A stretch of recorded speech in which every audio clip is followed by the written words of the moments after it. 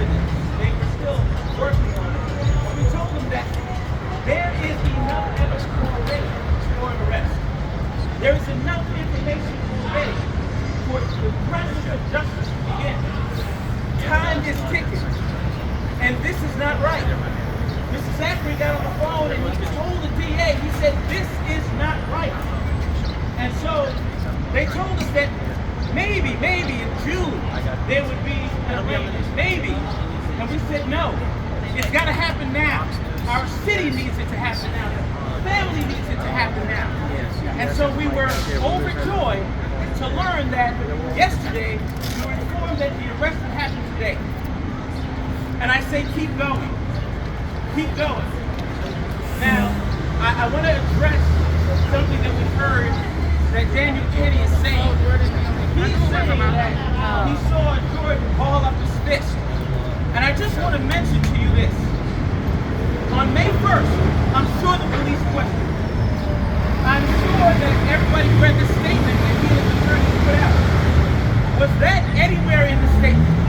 Was it anywhere? It was not. And I'm telling you this. Watch Jordan Neely's story get worse according to Daniel Kenny. And watch Daniel Kenny's story get better. Daniel Kenny is getting a chance to rewrite what happened in the subway that day as time goes by. He's going to come up with more and more things to make himself look better, because that's the only way that he can escape the consequences of what he did. But I tell you one thing, he cannot rewrite how the story ends. The story ends with his arms wrapped around Jordan's neck, choking him to death. And that's what he has to pay for. Those are the consequences that we cannot allow in our society.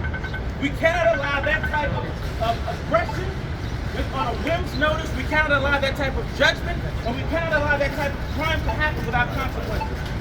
So on behalf of the family, we're asking for everyone to continue to support the process of justice moving forward, because that's the only thing that's going to change the way that we look at people who are houseless, the way we look at people who are in distress, and the way that we look at one another. Jordan loved Michael Jackson. Michael Jackson wrote a song that says, I'm looking at the man in the mirror, and I'm asking him to change his ways. And I'm saying that song talks about looking at ourselves, at our city, and looking at that reflection and asking ourselves, do we like what we see? Do we like how we treat one another? Do we like how we judge one another? And the bottom line is, this story says we can't answer yes to that. We cannot answer yes. We have to look at the changes that need to be made from the top down. So we want to thank ALC. We want to thank everyone, every politician who has spoken out about these issues. And we're asking for changes to be made so that there is not another Jordan Neely story like this. We're asking for changes to happen so that the adequate funding is there, so that people get the help that they need.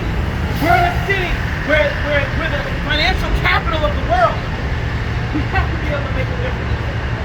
Now, when I talked to the DA, I suggested murder 2. They suggested manslaughter 2. Now we're hearing that that's going to be the charge. The consequences of manslaughter 2 is 5 to 15 years.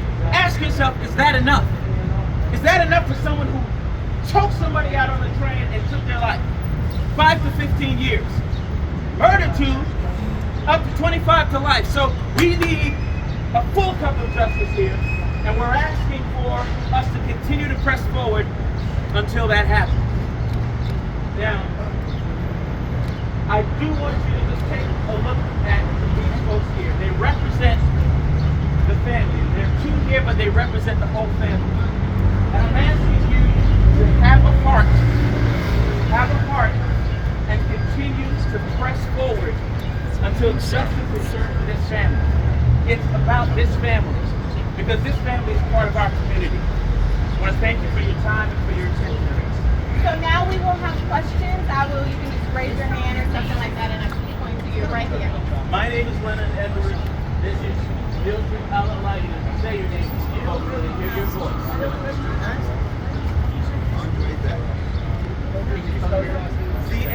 Zachery, Zachary, and Andre A.D.R.E. and Mildred M.I.L.D.R.E.P. The correct last name. M-A-H-A-Z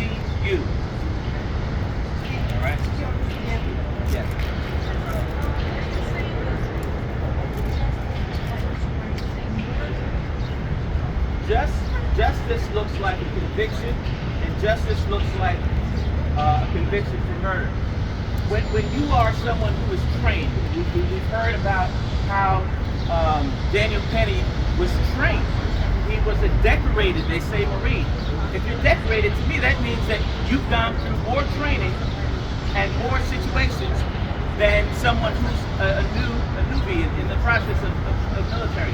Now, when you're trained in combat, that gives you something that the average person does not have. It gives you options. It gives you the option of bear hugging, of striking, of many other things. But Daniel Penny intentionally chose a technique to use that is designed to cut off air. That's what he chose.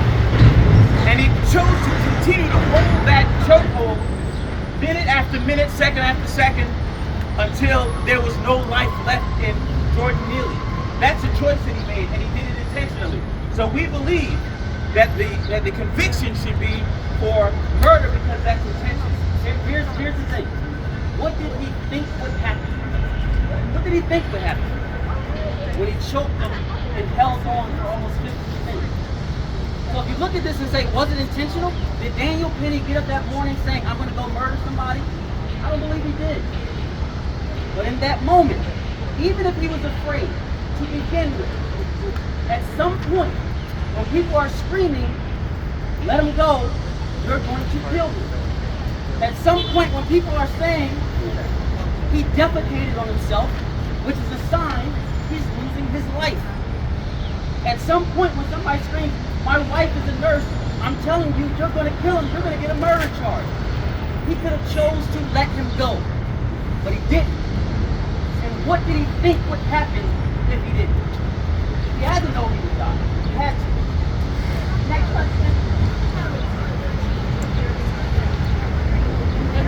No, you know.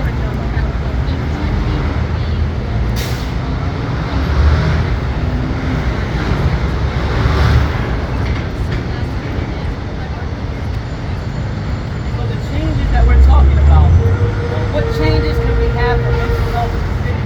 I think Mayor Eric Adams took a good step this week. He started out on the wrong side. He started out by saying, we don't have enough information, but I do know of situations where people assisted someone on the subway. He knew that that's not the case here. So we applaud him for having it about faith. And for really making this about what the issues need to be, which is mental health. How do we make that change? Yes, we provide services, and at some point you have to recognize that if you're dealing with mental health, you don't know how to help yourself in certain situations. Specifically here, Jordan had family, he had a house to go to. There were many doors open to him, but he didn't know how to process his grief. He didn't know how to process his mental health. There were times where he was in a facility and the family asked him, can you keep him? He's not ready to come home yet. But they didn't. They sent him along his way because he was not in a current crisis. And they said, we need the bed. So we're going to get him out of here. Even though the family asked that they kept them, that they keep them there and render treatment until he was actually better. So that's a positive step that we can take. Does it mean that sometimes you have to bring people in, even if they don't want to in the moment? Yes. Does it mean sometimes you may have to keep people, even if they want to go home or go out? Yes, but we have to take an affirmative step in helping people. The time to just relax and let people that need help come to us is over. What do you think this case tells us about New York in this moment of fear, not the debate about the subway, not the debate about safety? What do you think this case tells us about where New York is? It tells us that New York is aware of what's going on. And the conversation needs to be had by the people who are institutions who make changes. We have a voice, but the ones who have the power in authority to make changes have to have the courage to do it. And they have to have the courage to speak up. We find that only a fraction of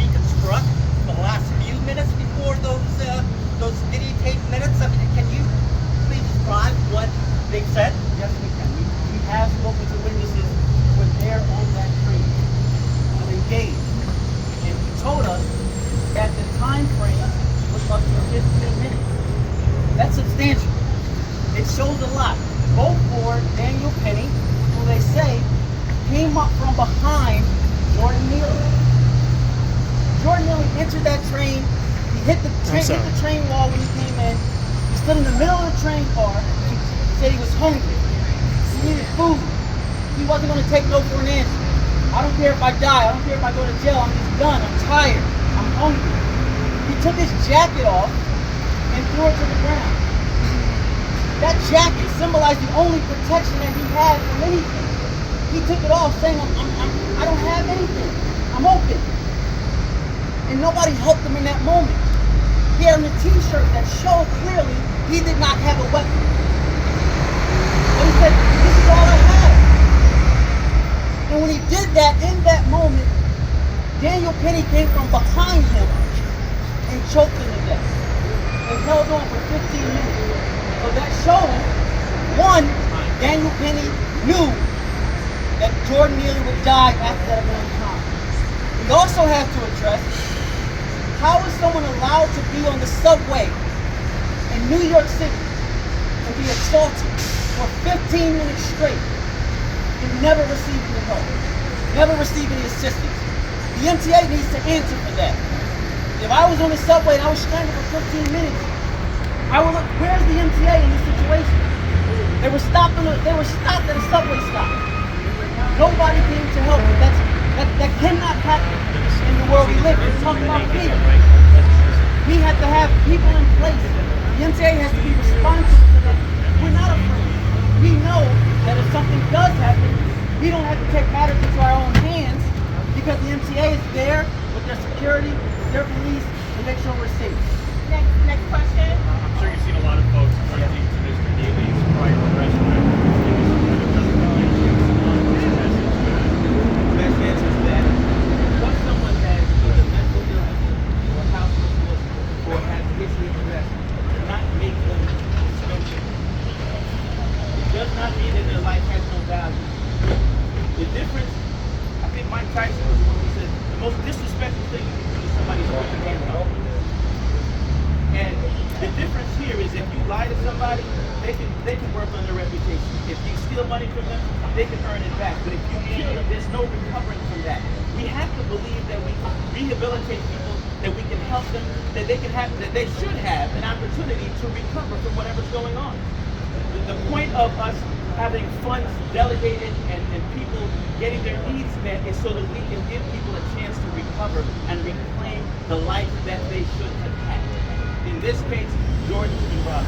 Amsterdam. Hold on, hold on Amsterdam News, you have a question? Nayamba, hold on one second. Nayamba. I heard Mr. Point. How do you feel about the response of this hospital? How do you feel about that child? about the manslaughter charge. Yes, disagree with the manslaughter charge. I think he should be murdered because he knew it would happen. He knew he would die. But just getting back to your question, I want to remind everybody of this. Daniel Penny did not know Jordan Neely was innocent. That means Daniel Penny did not know how many times he was arrested or if he had ever been arrested at all. So if he, in that statement, put that in there, does that mean he judged him because what he looked like, because he thought he was homeless, because he thought he might have a mental issue? Because there's no way for him to know what Jordan Neely's record was. So that's a non-factor. So for anyone to bring that up and say it impacted the situation, you can't do it. And what do you think of the fact that Penny turned himself in to his response after serving complaints of this work in his management board? What do you make of the fact that He had no choice. He was going to be charged. He didn't do anybody a favor. When they opened that door, the day they questioned